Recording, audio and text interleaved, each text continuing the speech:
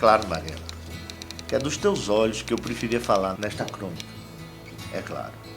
Mas há homens que fizeram profissão de fabricar tristeza sobre a terra, de criar dor e sombra no coração dos indefesos.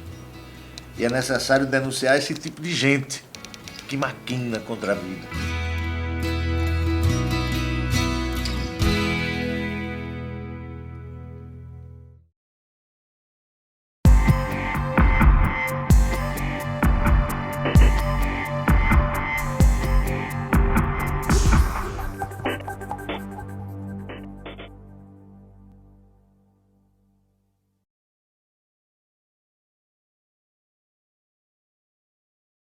Foi aqui na frente desta padaria que o pistoleiro cumpriu o seu contrato de morte. Na tarde do dia 3 de março, no final da tarde, o procurador saía da padaria onde havia comprado pão e leite. Ele não esperava que um pistoleiro estaria aqui esperando por ele. Segundo o depoimento do próprio pistoleiro Elias Nogueira, ele, Elias e mais 3 cúmplices, em 2 carros, cercaram por aqui o Passat do procurador. O procurador saiu da padaria tranquilamente e vinha se aproximando do seu carro. Elias, aqui de pé, de uma distância de 2 metros a 2,5 metros, disparou 3 tiros contra o procurador. O procurador caiu exatamente neste local, com 3 tiros, e morreu instantaneamente. No dia que ele morreu, foi assim, rápido. Eu vi ele de manhã, na hora do almoço. Cheguei do trabalho, ele ia saindo, me deu um beijo na testa e aí não vi mais. Ele passou por aqui na tarde que ele foi assassinado. Eu estava na minha sala e ele passou lá para pedir até um dinheiro. Eu acho que o dinheiro que ele comprou o pão e o leite lá na padaria foi o dinheiro que nós adiantamos para ele aqui, do pagamento dele. Na hora que ele disse assim, mataram o japonês, eu tomei um susto, porque o Jorge tinha um tipo meio oriental. Eu disse, qual é a cor do carro do japonês? Ele disse, era azul. Não era azul não, era bege. E o carro do Pedro Jorge não era bege, era um Passat azul. Aí eu não sei, eu tô colocando na minha cabeça besteira, né? Eu pensei. Mas só que os telefonemas lá para casa atrás dele, muita gente atrás dele, os advogados que estavam do Banco do Brasil, que estavam fazendo as investigações, procurando saber, eu acho que era para ter certeza, ligavam para Pedro, o doutor Pedro já chegou? Não chegou ainda e tal. Aí eu fui ficando, assim, meio reticente, né? Meio medrosa, porque era uma coisa assim que eu estava notando que ele estava demorando, né? Os telefonemas se intensificando. E já tinha ouvido essa história. Aí fui ficando assim, a gente vai juntando as pedrinhas, né? Aí chega minha irmã para pedir a placa do carro dele. Aí...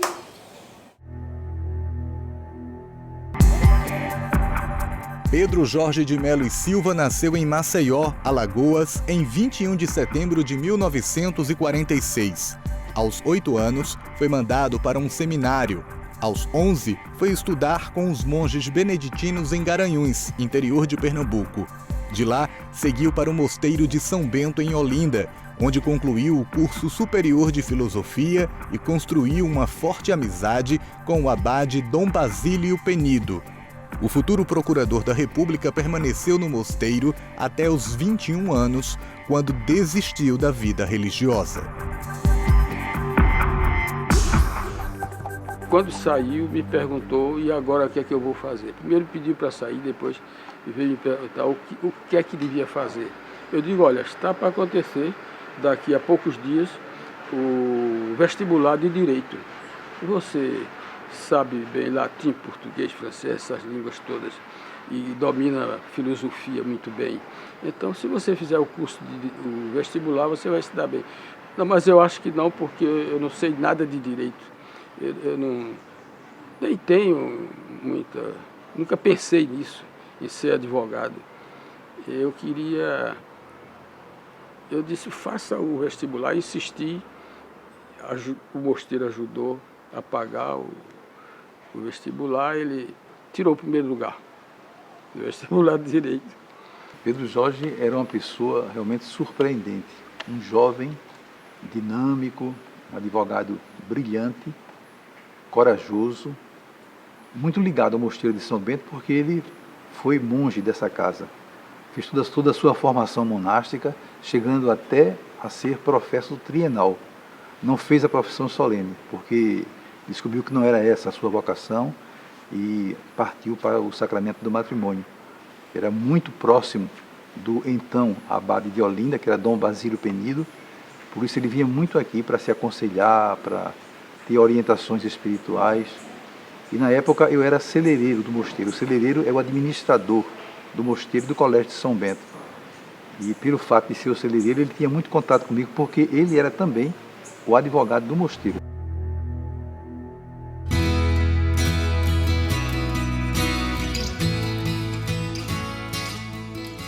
É claro, Mariana, eu queria falar da tua graça, da graça dos teus gestos.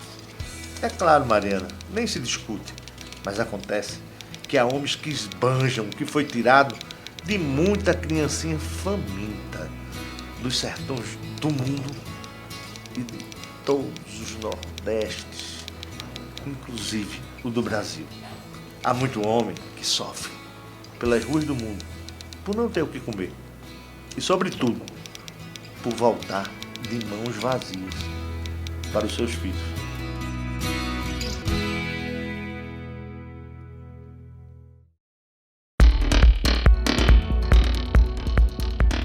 O escândalo da mandioca foi denunciado em 1981. Funcionava assim: pessoas que se passavam por produtores rurais em floresta no sertão de Pernambuco conseguiam financiamento no Banco do Brasil para o plantio. Logo depois, voltavam ao banco dizendo que a seca havia destruído a plantação. Com isso, além do financiamento, também embolsavam ilegalmente o dinheiro do seguro. O esquema desviou o equivalente a mais de 30 milhões de reais.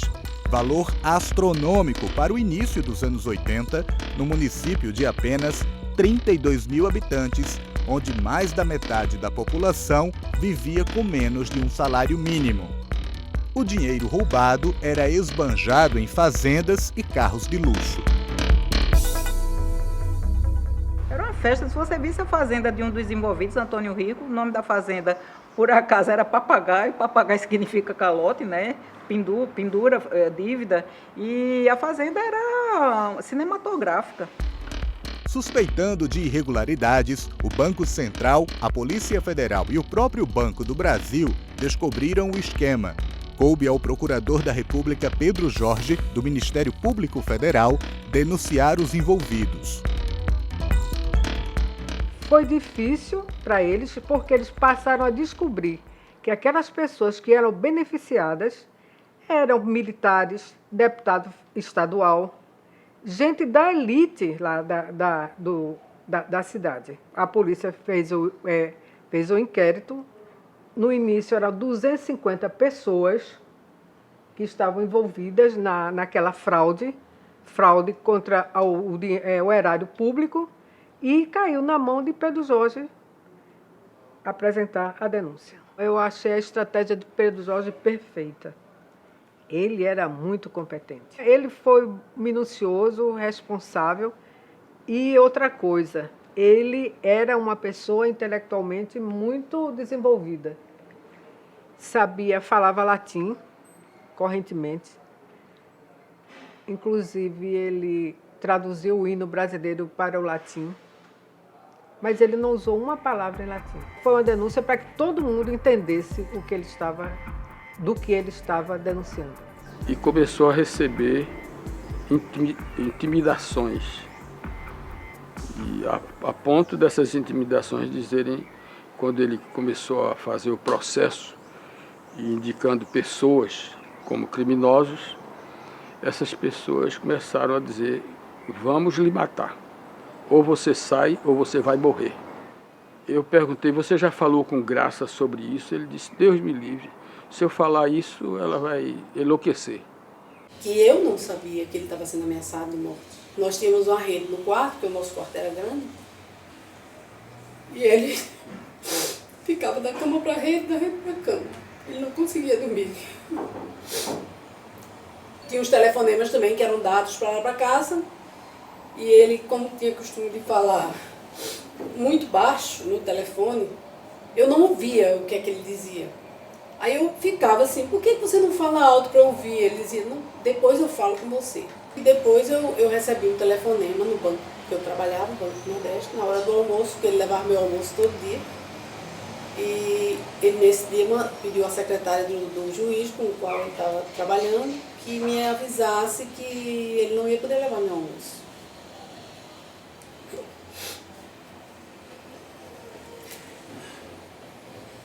Isso foi bem perto do governo. E ele aí foi pra... A menina me disse, Graça, olha, tenha paciência, porque ele está passando umas pressões muito grandes, né?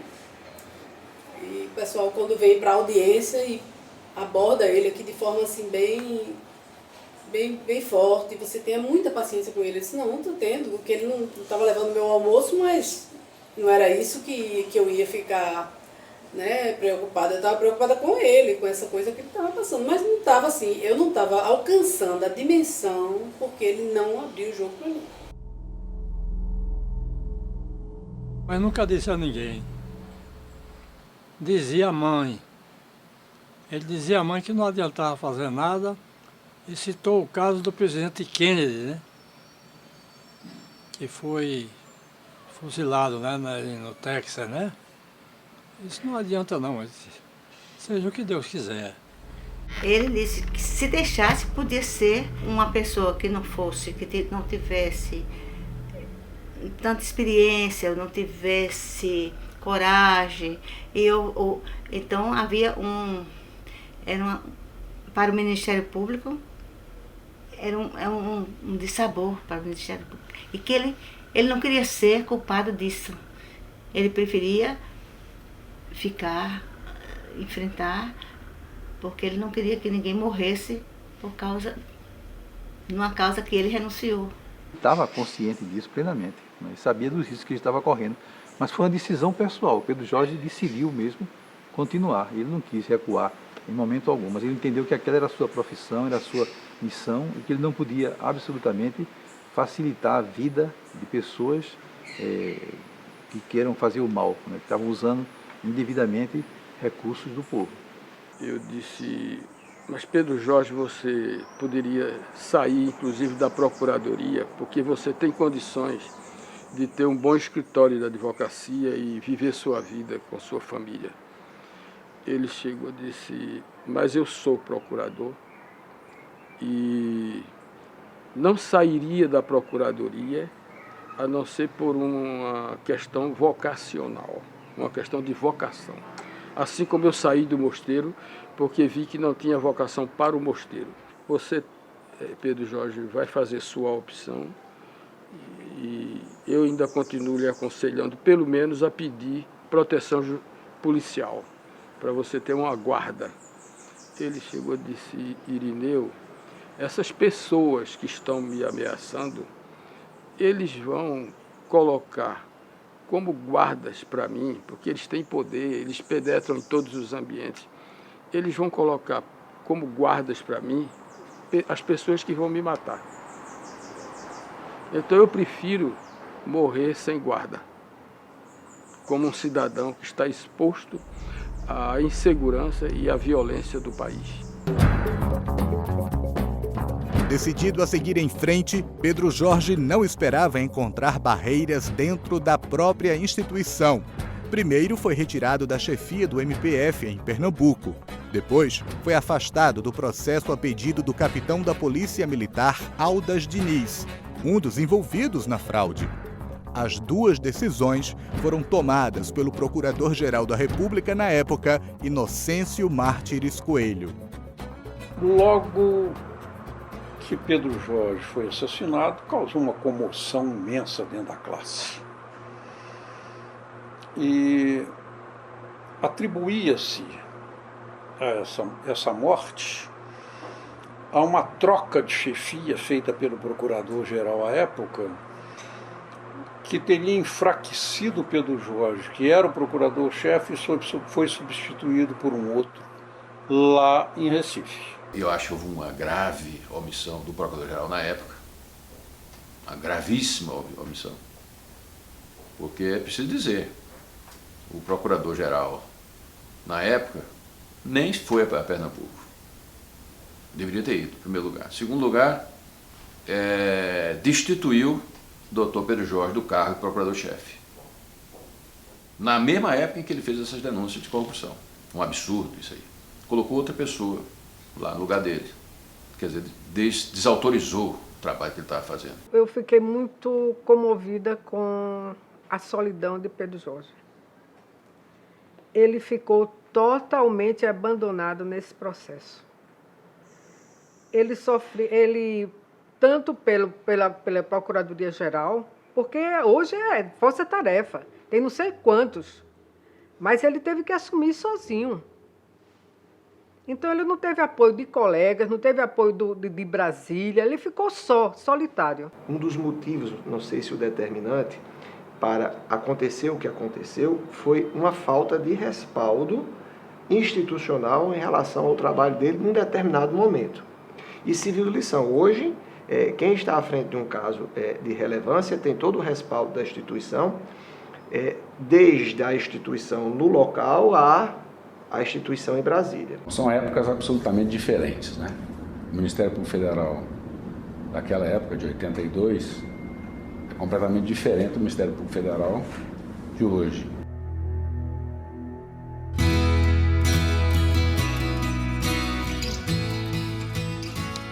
É claro, Mariana, que eu preferia mesmo falar da paz do teu rosto quando adormece.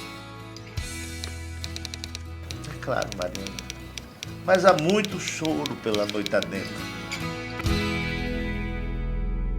Era a época da ditadura militar, não é? Um tempo muito difícil que o Brasil estava vivendo. Aqui estava, na época, Dom Helder Câmara, o arcebispo. Dom Basílio era muito ligado a Dom Helder, com um tempo de muitas perseguições, muitas dificuldades.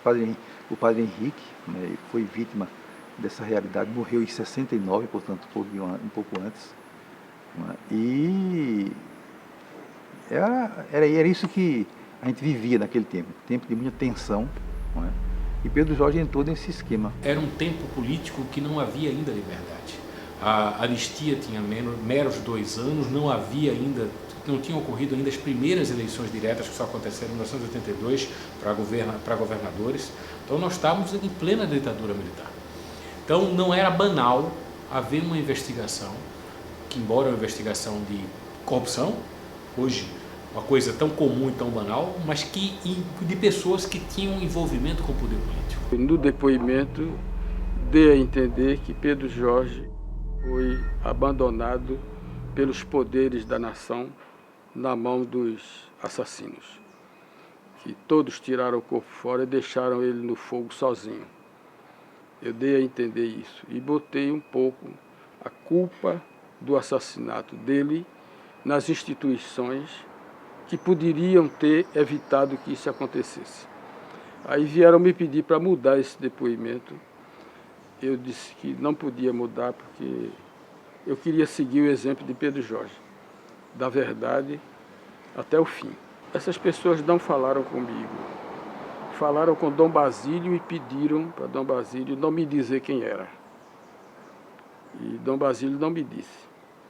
Mas, inclusive, um político importante falou com Dom Basílio. Foi o primeiro procurador da República assassinado no Brasil por motivos profissionais, porque foi uma tentativa de calar os órgãos da Justiça e do Ministério Público para que eles não fossem denunciados, acusados, presos.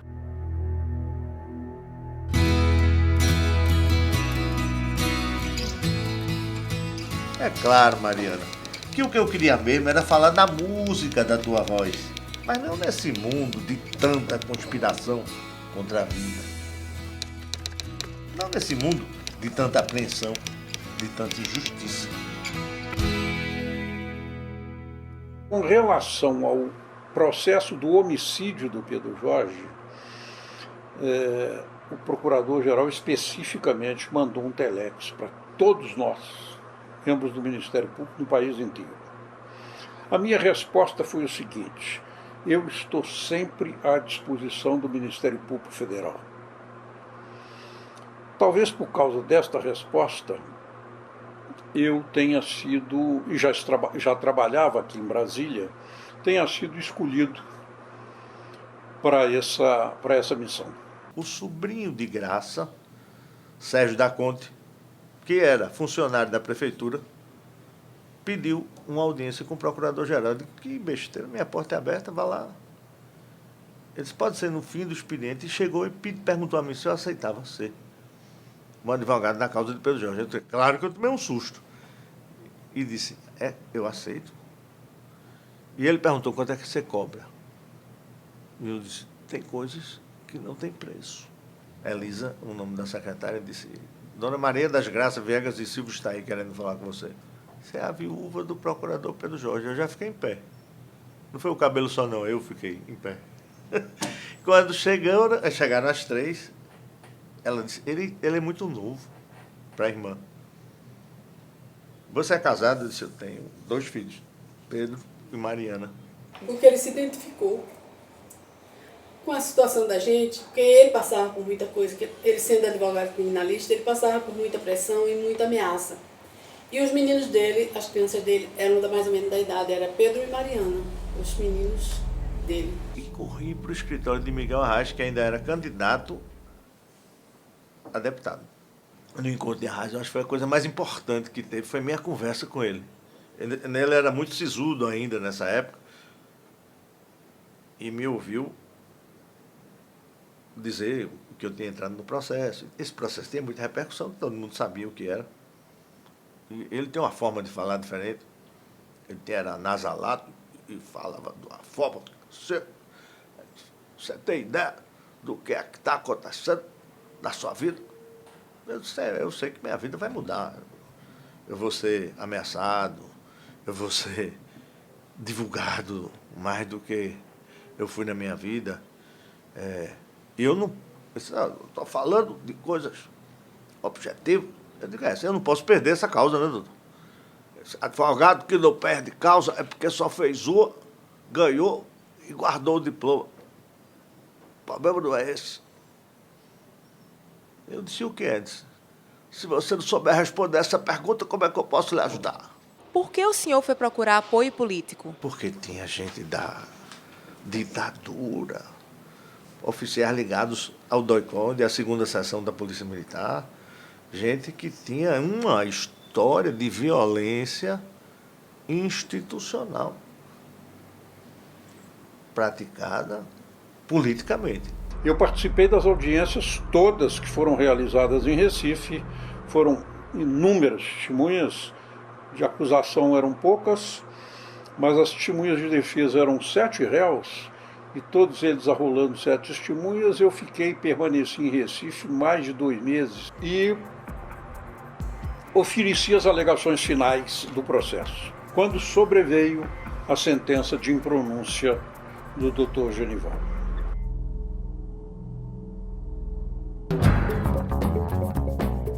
Com a decisão de não levar os réus a julgamento, houve uma comoção popular.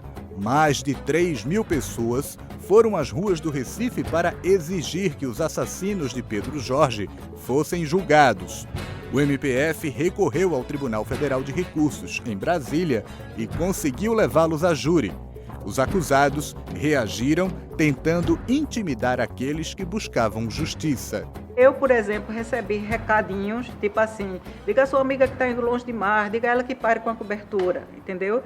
E também até tentativa de cooptação, porque teve um dia que eu cheguei aqui em casa, tinha um monte de rosas vermelhas e era de um dos acusados no escândalo da mandioca. Quando eu fui entregar as razões de acusação, junto da pronúncia, na Rua da Moeda ainda, era um prédiozinho acanhado, lá dentro do Recife, perto do Marco Zero, deixei meu carro no lugar do juiz novato Petrúcio Ferreira, que era amigo de Pedro Jorge e tal. Eu achei que era só para subir e descer. Quando eu desci, o meu pneu estourou com 50 metros. Eu tive sorte em tudo. Ia passando um rapaz, eu de paletó e gravata, não queria suar. Perguntei se ele podia me ajudar. Abri a mala, tirei o pneu e tal. E ele disse, o senhor já tinha afrouxado esse pneu? Eu disse, não. Eu disse, por quê? Olha, está solto. Eu disse, vamos ver o outro lado. Era o pneu da frente. E o outro lado também estava. Ou seja, se eu tivesse andado, bastava 50 km de velocidade. Tinha muito menos carro na rua do que hoje. Por certo, os 2 pneus teriam voado e eu podia ter me envolvido num acidente grave. Eu, em momento nenhum, cedi às ameaças, mas meu colega cedeu. Ele já faleceu, esse amigo meu que cobria o caso comigo, inclusive ele foi a primeira pessoa que denunciou, porque ele era beneditino, feito Pedro Jorge era, então eles eram conhecidos. E ele foi a primeira pessoa que soube dessa história, ele deu essa notícia, o nome dele era Celso Ferreira, mas com pouco tempo ele avisou a sede do Jornal do Brasil, no Rio de Janeiro, que não podia ficar aqui, que estava sendo ameaçado e desapareceu. Se escondeu em algum mosteiro, que eu não sei nem qual foi. Eu fiquei, porque eu acho que a gente não deve ceder nem ter medo de bandido, não. Eu achei que se eu fizesse isso, eu teria me acovardado e eu não sei se seria bom para a minha consciência. Eu cobri até o final. O julgamento dos assassinos de Pedro Jorge durou 5 dias e terminou em 12 de outubro de 1983. A sala do júri estava lotada e muitas pessoas acompanhavam tudo do lado de fora do Tribunal de Justiça ou pelas transmissões ao vivo, no rádio e na TV. E durante o processo, o mosteiro teve uma presença muito ativa. Durante todo o processo na Justiça, Dom Basílio sempre ia com um grupo de monges para assistir às sessões e ficava nos primeiros lugares, né, presenciando tudo, testemunhando aquilo que estava acontecendo durante o julgamento. E iam todos de hábito, inclusive, para chamar a atenção mesmo, para pedir justiça, para serem identificados como monges, mostrar que o mosteiro estava solidário àquela situação. Dentro do Ministério Público, algumas vozes se levantaram também, não todas, mas algumas, isso também foi muito importante. A sociedade, com certeza. Eu acho que isso foi uma conjunção de fatores que levou que no contexto da época, como você falou, embora a gente saiba que ainda acontece hoje em dia, né? No contexto da época era mais difícil. Eu acho que essa união da comoção que isso causou, com certeza foi fundamental para a punição relativa que houve. 6 pessoas foram condenadas a mais de 30 anos de prisão. Entre elas, o pistoleiro Elias Nunes Nogueira e o major da Polícia Militar, José Ferreira dos Anjos, o mandante do crime. É o único caso que agentes envolvidos com práticas nefastas da ditadura militar, das caladas da noite, da tortura, foram identificados, processados, presos durante o processo, pronunciados, levados a júri e cumpriram a pena, inclusive ele, que passou 12 anos foragido. Eu posso dizer que eu sou responsável pela perda do cargo de Major Ferreira, porque ele estava guardado. Esse processo demorou muito, não é? O processo da mandioca, para sair a condenação. Quando saiu, já estava prescrito para muita gente. Então, e eu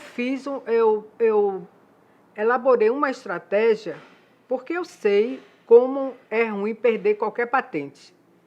As pessoas querem até perder qualquer coisa, mas não querem perder o cargo. Apresentei 2 denúncias contra o Major Ferreira. Ele foi condenado a 2 anos e 5 meses, 2 anos, e eu pedi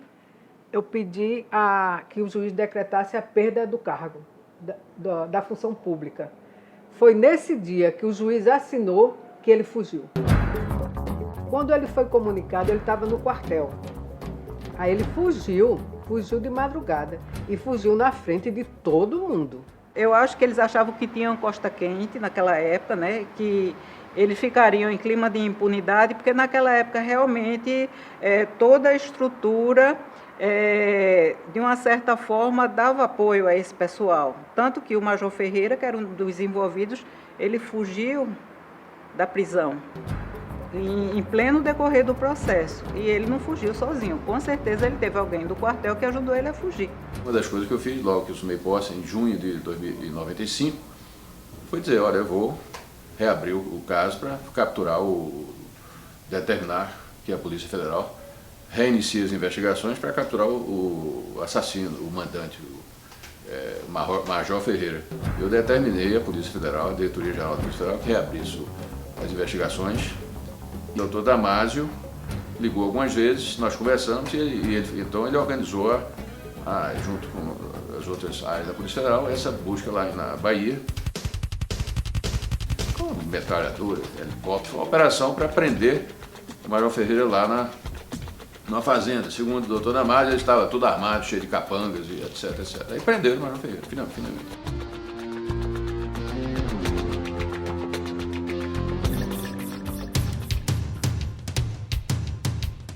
O assassinato de Pedro Jorge mudou o Ministério Público Federal.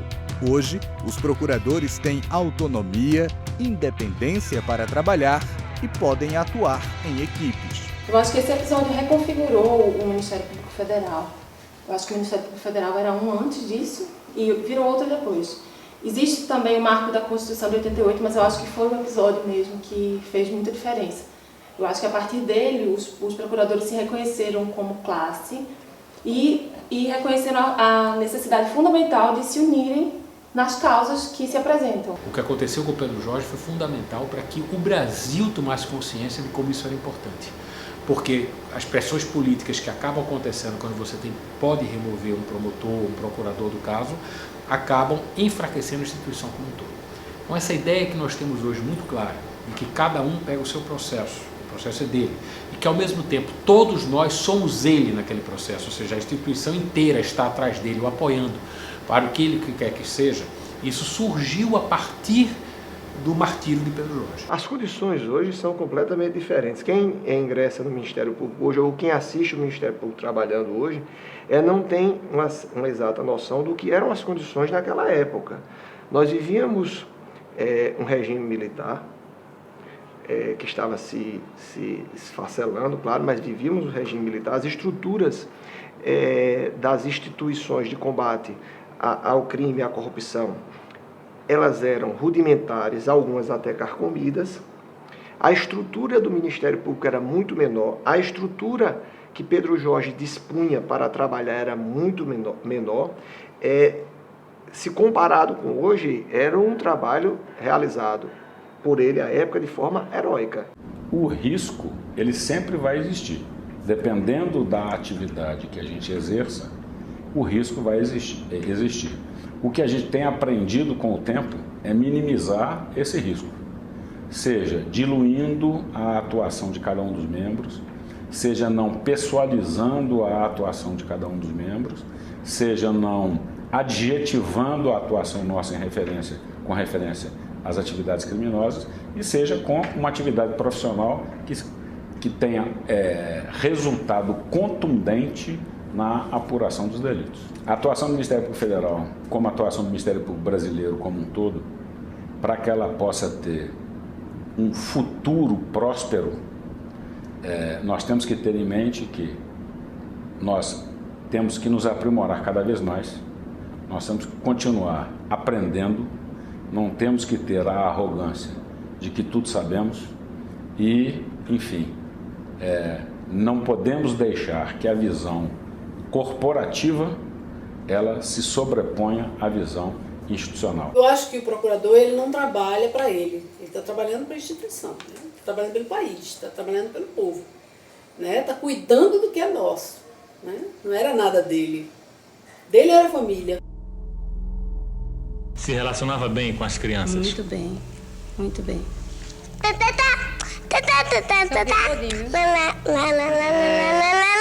E de noite parece que se você tem gosta de brincar.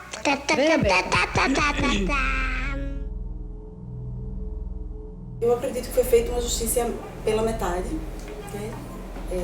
E até acho que poderia ter sido feito mais, mas também coloco no contexto de que na época que ele foi morto, que ele foi assassinado, era um contexto de saída da ditadura, né? Hoje em dia eu entendo, eu começo a pensar, poxa, mas a instituição era outra, a força para fazer esse tipo de coisa era outra, entrou a questão da prescrição, as forças políticas eram diferentes. É muito difícil falar em justiça, eu não sei o que é justiça também. Justiça seria meu pai estar vivo e as pessoas terem sido punidas, não só quem matou ele, mas todos os envolvidos na cadeia dos crimes cometidos antes também. Então, não houve justiça, né? Já ouvi muito. Ele foi muito tolo, ele podia ter ganhado dinheiro, ele podia ter saído bem, ele podia não ter morrido, ele podia estar aqui com você. Claro que eu gostaria. Claro que eu gostaria que ele estivesse comigo. Mas às vezes as coisas só têm dois lados, né? E você tem que escolher um deles. Ele esteve na minha vida o tempo todo, né? E eu sinto ele o tempo todo. Assim, hoje eu sou consciente disso. Por muito tempo, era aquela coisa que eu não conseguia explicar direito. Depois as coisas começaram a se encaixar na adolescência, que foi quando a gente começou a participar das homenagens também. Dentro de mim, eu acho que na minha infância eu não entendi o que aconteceu. Cada vez que volta, assim, é toda uma revolução. Passados muitos anos, a gente acha que não vai sentir tanto de novo, mas é difícil até de explicar, mas em tudo, assim, tudo que eu penso. Claro que a minha mãe tem uma participação fundamental nisso, porque ela segurou tudo, né? Tá vivo. Ele tá vivo. Só não tá fisicamente. Mas a moral dele, a dignidade dele como pessoa humana tá viva.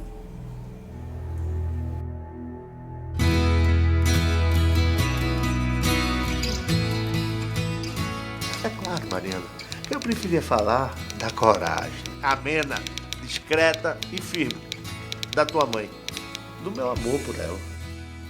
É claro, Mariana, que eu queria ver nos olhos de Roberta e Marisa, filha de Pedro Jorge, o mesmo brilho que eu vejo nos teus olhos quando me abraças. Minha vida é de Pedro Jorge. Foi uma eterna luta para que ninguém mais tivesse que lutar. Esse é o canto que te quero cantar. Pedro, meu filho. Como Pedro Jorge.